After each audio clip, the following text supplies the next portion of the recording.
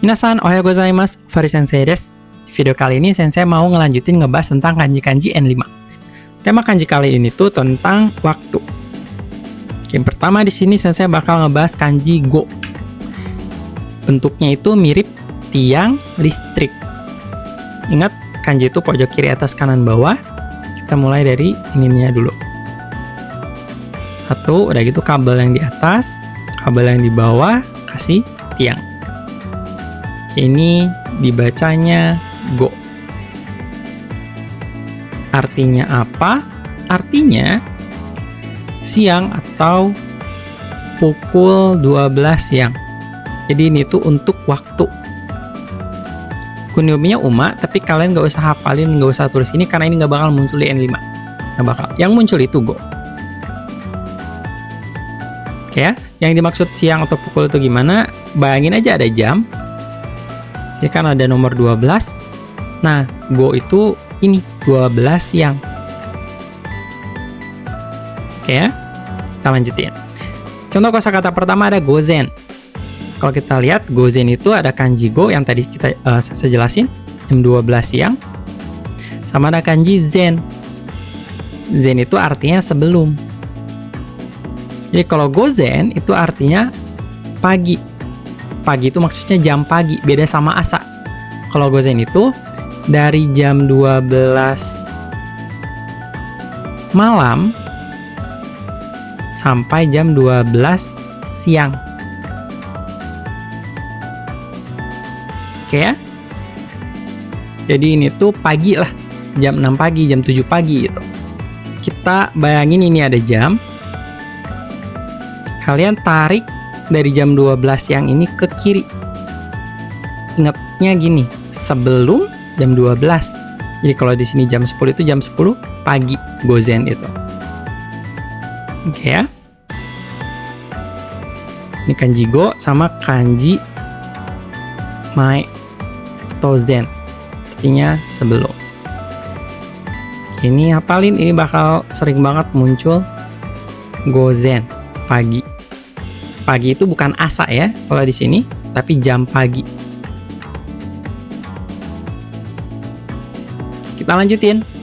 Kalau ada sebelum, ada sesudah. Sesudah. Ada gozen, ada gogo. Kalau tadi sebelum itu untuk jam pagi, sekarang ada jam malam.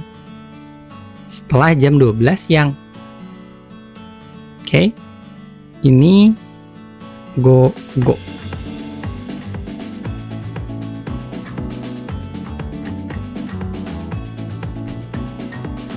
Oke ya, go itu jam 12 siang ke jam 12 malam.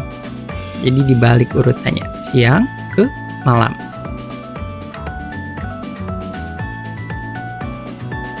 Kalau shougo, ini ada kanji tadashi, ada kanji go jam 12. Tadashi di sini bisa diartiin tepat. Jadi pas jam 12. Jadi kalau ini tengah hari tepat bisa ditulisnya 12:00. Ini disebutnya shougo gitu. Shougo. Oke, ini kanji go yang wajib dihafalin. Jadi kalau kalian hafal kanji go ini nanti bisa paham konsep gozen sama gogo, gak bakal ketukar-tukar lagi.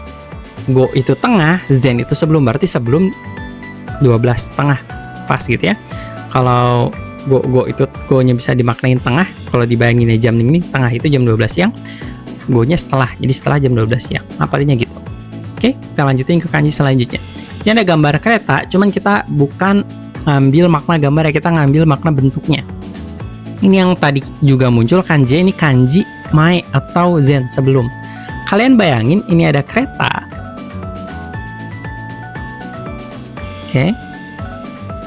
Di sebelah kirinya itu tiang-tiang, jadi ini tuh bentukan tiang kayak gini. Ini kalau di bahasa Jepang ini disebutnya purato homu. Jadi tempat kita nunggu kereta datang.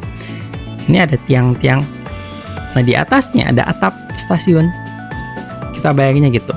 Kita bayangin ini itu di dalam stasiun ada kereta yang lagi berhenti untuk narik penumpang gitu.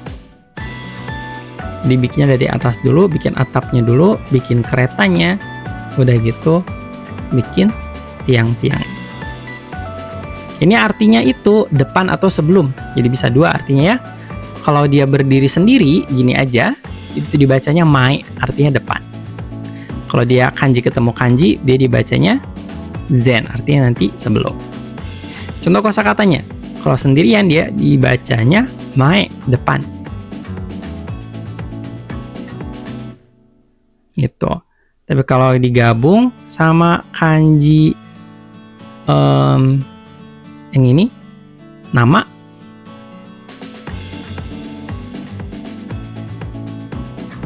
ini mae tadi, kita bintangin ini. Cara bacanya agak beda soalnya. Depan, jadi nama depan. Jadi kalau di bahasa Jepang, nama lengkap itu biasanya lazimnya ditulisnya, disebutnya itu sebagai atau dengan kata shimei. Jadi kalau di Jepang itu nama lengkap itu biasanya disebutnya shimei. Terus nanti dibagi dua, bisa dipecah. Ada nama depan itu namae, ada nama keluarga atau marga. Bahasa Jepangnya myoji.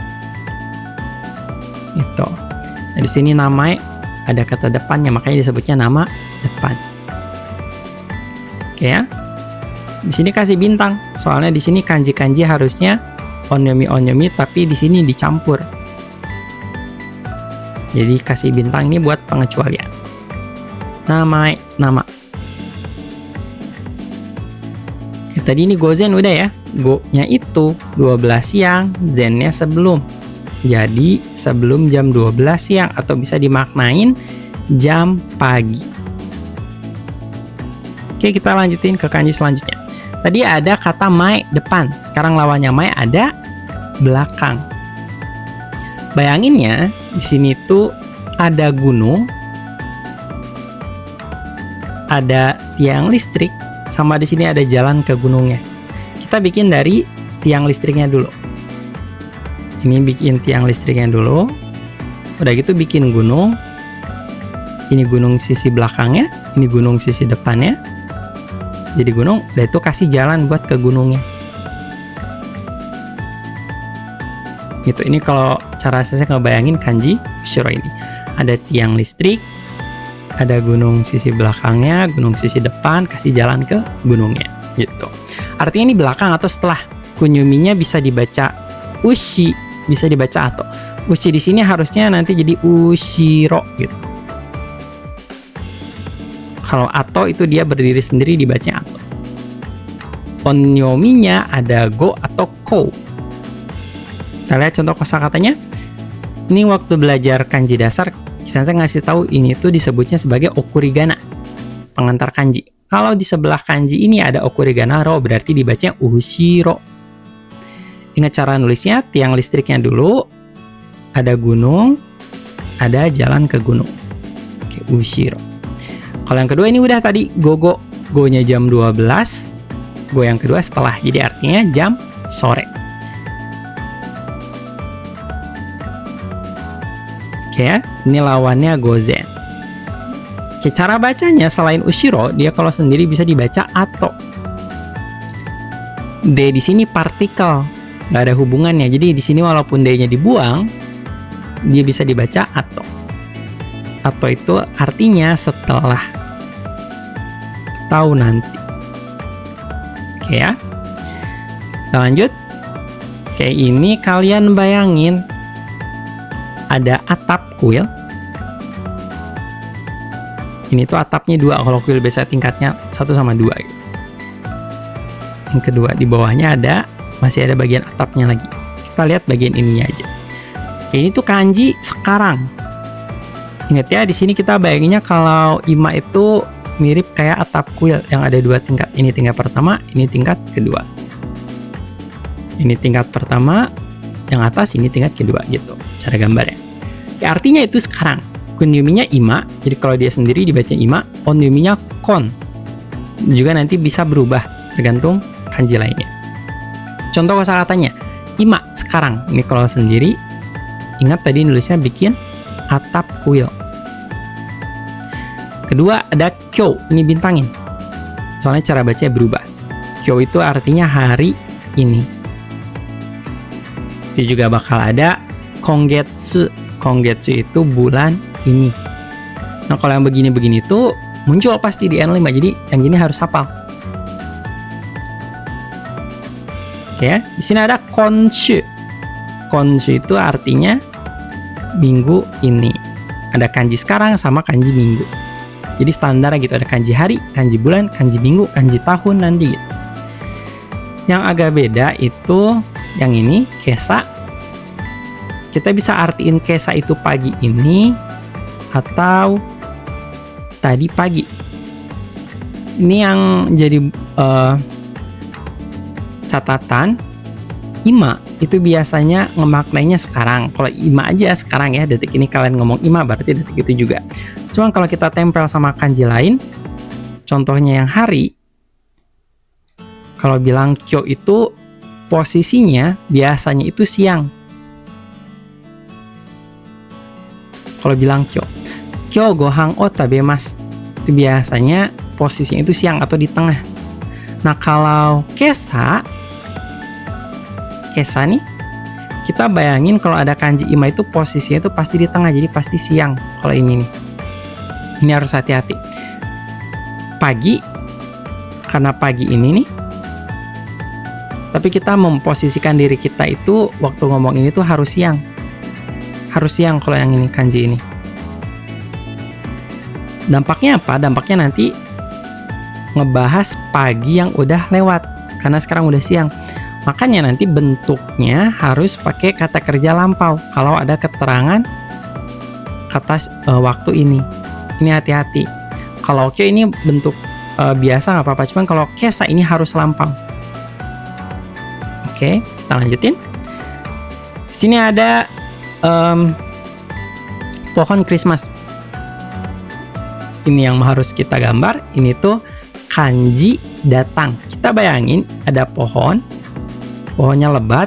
Jadi di sini ada 2 yang kita bikin garis horizontalnya. Kalau ki aja kan cuma 1 ya, ini. Tapi kita bayangin ini tuh lebat, jadi garis horizontalnya 2. Udah gitu banyak hiasan. Kasih hiasan coret kiri kanan 1, 2 gitu.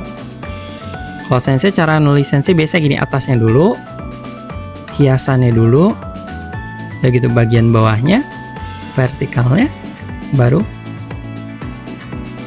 di sini daun-daunnya. Ini artinya datang atau berikutnya. Kunyominya kuru, ini okurigananya. Kalau kita ini bentuk takenya, jadi bisa dihiraukan. Onyominya rai. Kita lihat contoh kosakatanya. Pertama ada kata kimas. Kalau tadi kan kuru, sensei kenapa di sini mas? Ingat, kuru itu bentuk kamus. Kalau ini bentuk mas, ini sama aja. Tinggal ngerubah bentuknya aja. Cuman kalau kalian buka buku kamus gitu, yang muncul pasti bentuk ini. Jadi kita harus peka atau kita harus tahu cara ngerubah kamus ke mas ke kamus. Ini kimas. Mau kuru, mau kimas boleh, tapi tetap cara baca nanti yang ini jadi ku. Contoh kedua ada rai shu. Ini tadi juga muncul ya. Rai itu yang akan datang. Tadi shu-nya udah, shu itu minggu. Jadi minggu yang akan datang. Gitu. Ini ada lagi rai yang akan datang. Terus ada tahun. Rainin tahun depan. Ini yang harus hafal. Oke, kita lanjutin. Masih ada kereta lagi nih, bentuknya kayak gini. Tadi kita nemu kanji minggu kan. Waktu kita mau nulis kanji minggu, bayanginnya kita itu ngemotret kereta dari bagian depan waktu mau keluar dari stasiun.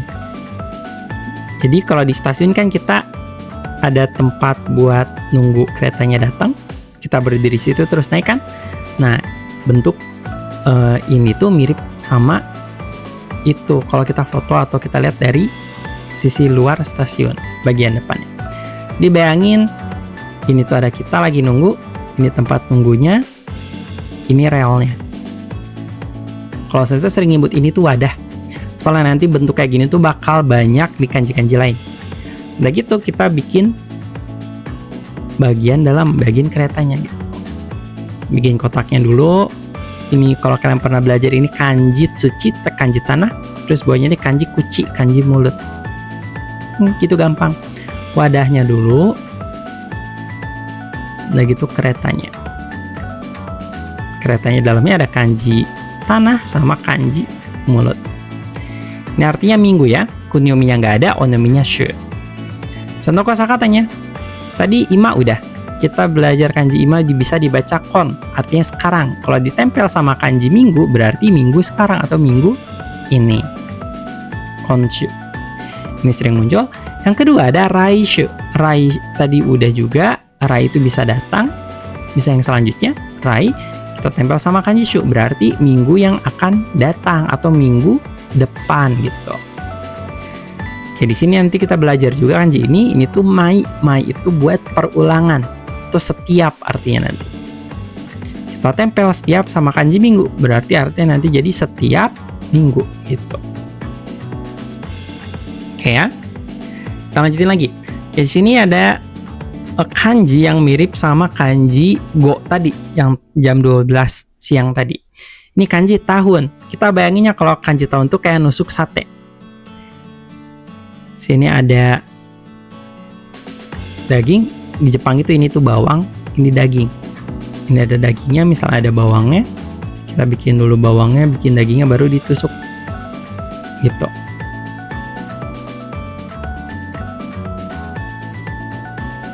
Oke, ini artinya tahun. Kunyominya toshi, onyominya nen. Udah ya, kunyominya toshi, onyominya nen. Contoh kosakatanya, kotoshi ini bintangin. Ini sering banget banyak orang yang kejebak sama ini, kotoshi. Kenapa kejebak? Nanti kalian bakal ketukar sama kyonen. Kenapa bisa ketukar? Kalau hari ini tuh bahasa Jepangnya kyo. Nah, kita kebiasa ngelihat atau dengar hari ini yang awalnya kyo, yang nanti bikin otak kita nge-trigger kalau ada kyo, K sama Y itu ini sekarang. Itu yang ngebuat ini tuh mirip kyonen. Nah, biasanya orang-orang yang pertama belajar bahasa Jepang ketukar mulu ini nih. Gara-gara kalian itu nganggap kyo itu hari ini, ada ininya, berarti kalau kyonen, oh, nennya tahun, berarti ada kyo berarti tahun ini. Itu yang salah. Ini sering ketukar nih. Jadi ini hati-hati. Ada kotoshi itu tahun ini, kalau kotoshinya, kalau kyonennya itu tahun lalu yang telah lewat. Jadi kanji ini tuh kanji yang telah lewat. Kyonen. Ini tahun lalu. Kotoshi tahun ini, kyonen tahun lalu. Ini jangan ketukar. Kalau rainen masih sama, kayak raishu tadi. Raishu, rainen, raigetsu. Rai itu artinya yang selanjutnya atau depan. Ini dainen, tahun depan. Oke, kita lanjutin. Ini ada gambar jendela terus ada hordengnya agak ngangkat. Ini mirip kanji mai setiap yang tadi. Jadi kita bayangin kita bikin hordengnya agak besar gitu. Udah gitu bikin jendelanya. 4 kotak jendelanya gitu. Bikin hordengnya dulu, baru jendelanya. Ini artinya setiap. Kunominya nggak ada, onominya mai. Contohnya nanti bisa kalian tempel sama keterangan-keterangan waktu yang tadi udah dipelajari. Yang pertama ada nichi, mai nichi. Setiap hari. Kalau ada mai nichi nanti kalian bisa tahu ada mai asa, mai hiru, mai yoru gitu. Ada mai shu. Setiap minggu.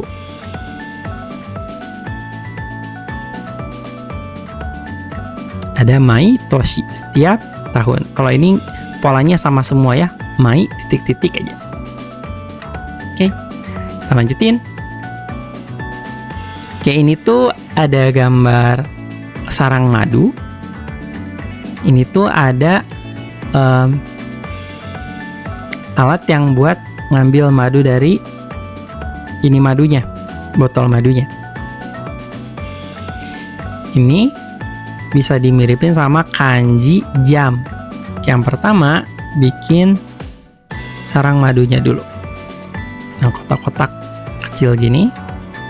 Yang kedua, ini alat mirip sendok yang buat ngambil madu. Ini tuh bentuknya lingkar-lingkar kayak gini. Oke, mirip sama bagian ini. Pertama, kalau di kanji ini kalian bikin kanji tsuchi dulu. Tsuchi itu tanah, udah gitu bawahnya bagian yang ini. Ini kalau dilingkarin